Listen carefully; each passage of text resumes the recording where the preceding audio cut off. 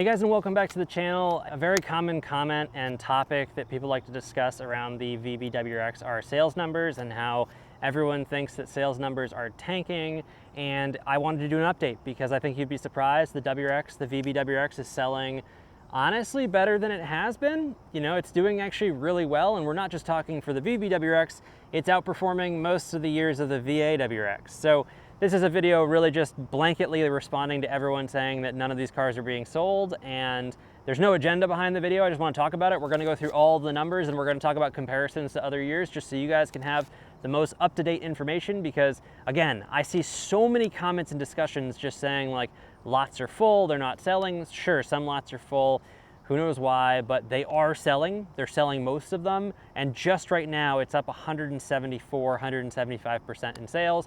But let's get into the numbers and we'll talk about it. All right, so we're gonna talk about January through July because those are the registered numbers that we have. We don't have August numbers yet because obviously it's not August. I've got my handy landy little sheet here, so I'm gonna read off of it. January, 2,006 were sold. February, 2,598 were sold. March, 3,005. April, 2,667. May, 2,771. June, 2,326.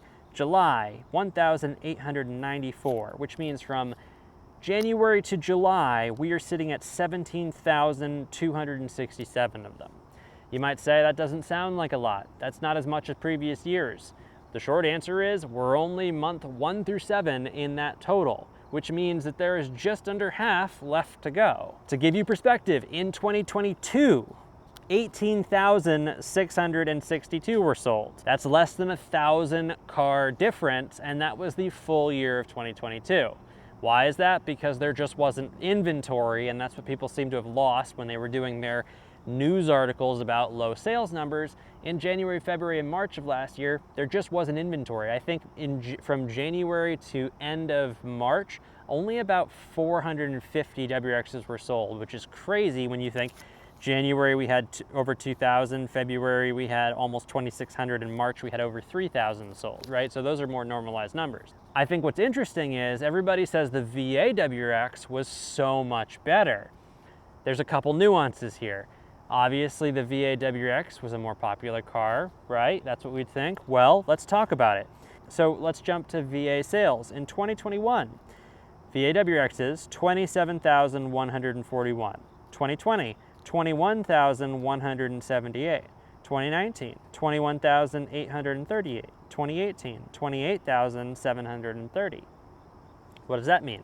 That means that if we keep up with the current sales of the VB WRX, the VB WRX is going to outperform likely the last 5 years of WRX sales, 4 of which were VA WRX sales.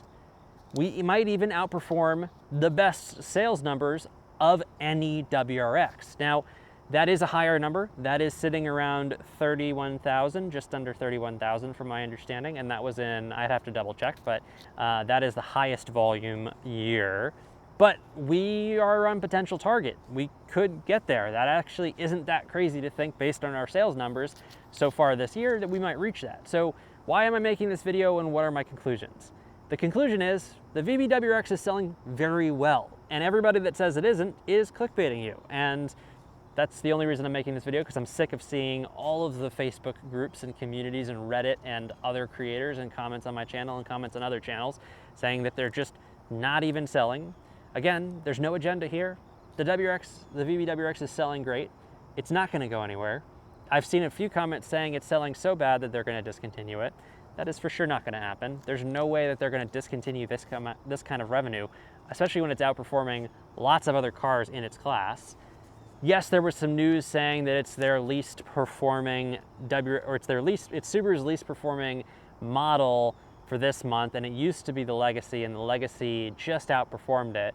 But when you think about it, every sport car on any model line for any brand, their sports car is obviously the least performing model. Subaru's just kept the Legacy around, and that was always the bottom. And I just think that's more a commentary of Subaru needs to ditch the Legacy, because most automotive manufacturers aren't selling sedans anymore. And the few that are the ones that are selling all the sedans on the market.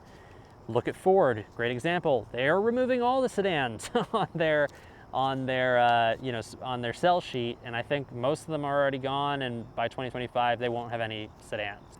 There's no point other than to review these numbers for you guys on this video, so hopefully you guys enjoyed the video. Hopefully you now understand the whole Subaru sales process and how many are actually being sold, and yeah, I'll see you guys in the next video.